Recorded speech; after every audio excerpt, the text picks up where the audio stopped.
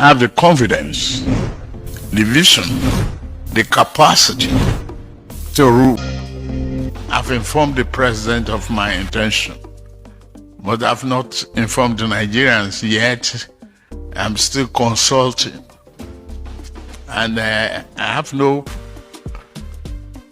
problem consulting, and I've not set a parameter of limitation to the extent of how many people will I consult. You will soon hear, all you want to hear is a categorical declaration.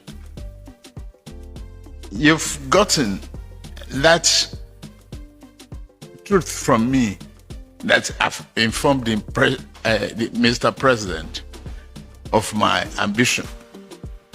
And you don't expect more answers than that. He's a Democrat. He didn't ask me to stop. He didn't ask me not to attempt and pursue my ambition. It's a lifelong ambition. So,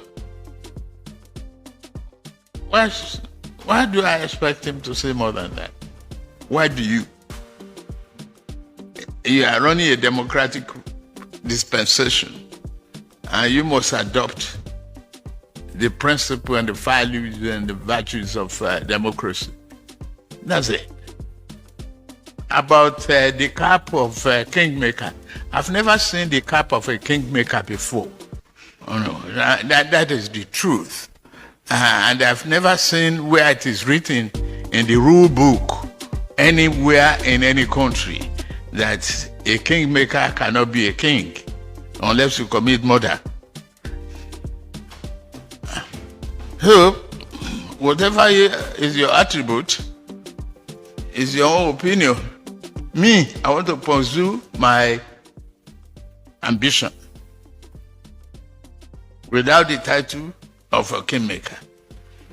You can write your literature and your story based upon your own perception. I have the confidence, the vision, the capacity to build on the foundation of Mr. President and turn Nigeria better. I've done that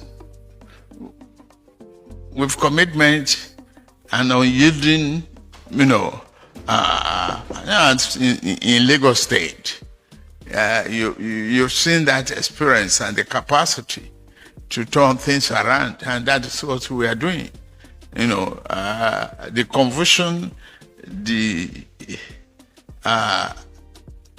drift of the past in PDP is being corrected, and you can't take away from that, as we are today.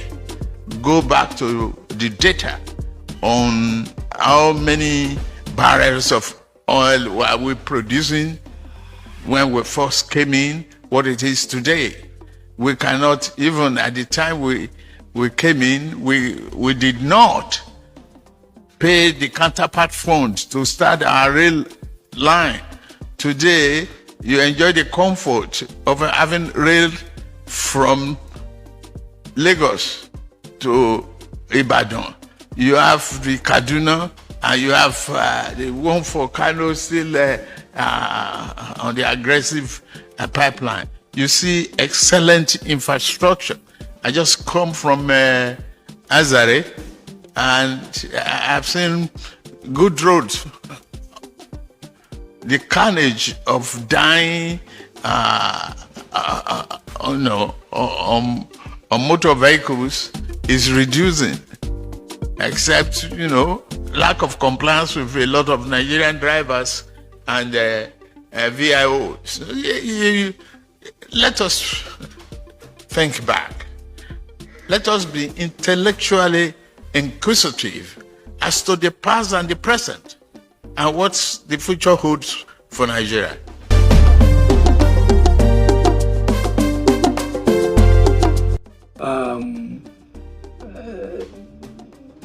Seeing that there is no kingmaker from Abuja take this. No constituency is being dictated over. All constituencies are supposed to produce their leadership in our party. What other parties do is their own business.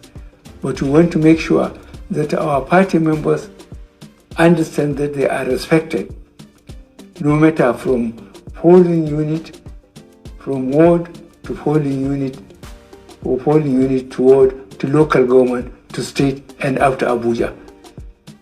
So those who want to be elected at any level, let them work for it. Nobody is going to appoint anybody. You say the current issues will be resolved and the convention will still go ahead? Well, time, we have time frame. We have to work because the 4-year cycle is constitutional. It cannot be interfered by anybody. So if the party couldn't agree, then the opposition can take over. What did the PDP do? They thought that the opposition cannot come together, but when ACN, ANPP, CPC, ABGA came together, before PDP realized that they were off, they are still off. So they can see it. All right, Mr. President, let's go back to the government. Your government has invested massively in infrastructure development, and some of these projects have already been delivered. How did you manage to do this in spite of the lean resources and COVID-19, which nobody expected? I think I realize and I'm convinced that you cannot have a sustained development without infrastructure. Unless we have got the roads, the rail, and power, we'll be wasting our time. But when you get the roads, when the roads are quite good, people from the rural areas can move to the towns and go back, bring their food items or whatever, or come and buy and sell and so on. When you get the infrastructure, when we get the infrastructure right, the rail, then there will be less heavy trucks on the roads, and the roads will last longer, and you need less for their maintenance. When you have power, people will not be buying generators, so people will switch on. All we have to make sure that there is power available, and we improve security, and people will mind their own businesses. But when you don't have the infrastructure, when the roads are not good, when there is no rail, when there is no power, I am afraid you are pushing people too far.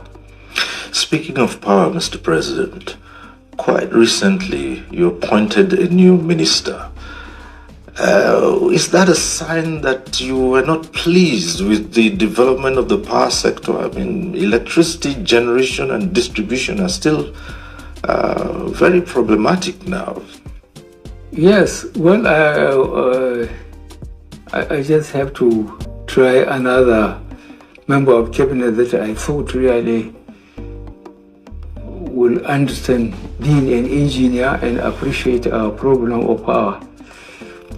Power is absolutely necessary to Nigeria. We are even thinking of Mambila and so on. The Ministry of Water Resources is doing his best, repairing the dams, trying to bring out the power part of them to be operational and so on. There's a lot of infrastructure that need to be rehabilitated so that we can make power available. When we make power available, then there will be less demand of petroleum products. There will be less problem for generators, which means there will be less need for foreign exchange to be importing machinery and so on. The linkages between having power and not having it are very clear for those who look at the national economy. With respect to power generation, many Nigerians would like you to give them their word and that the power situation will improve. Well, We have to try and see how can we do it. And luckily, technology is maybe coming to our rescue in terms of using solar.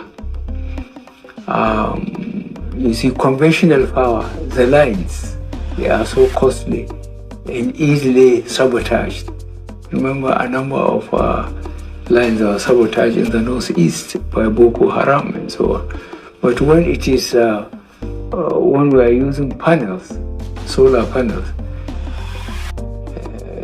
you can't cover the sun. So technology is coming to our rescue. I think we have a program of investment and improvement on power generation, distribution throughout the country. And we know Nigerians, when you provide that, I think a lot of them will look after themselves.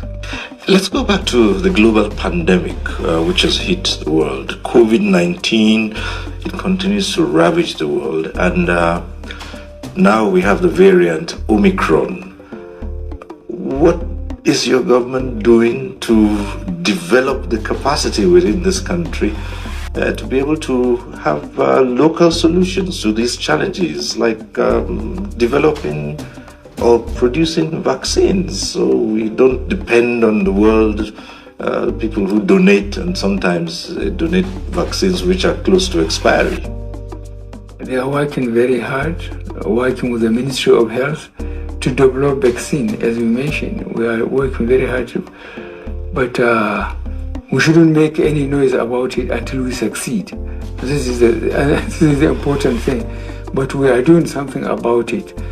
But COVID-19 has no respect, I think, for power or technology. Otherwise, it's a very mysterious development, and Nigeria is not doing badly under the secretary to the government. They are doing very well. They are all over the place. And encouraging people to take the inoculation and so on. Well, Mr. President, we must thank you for speaking to us at this point, and I'd just like to take the opportunity to say Happy New Year to you. Same to you. Thank you very much.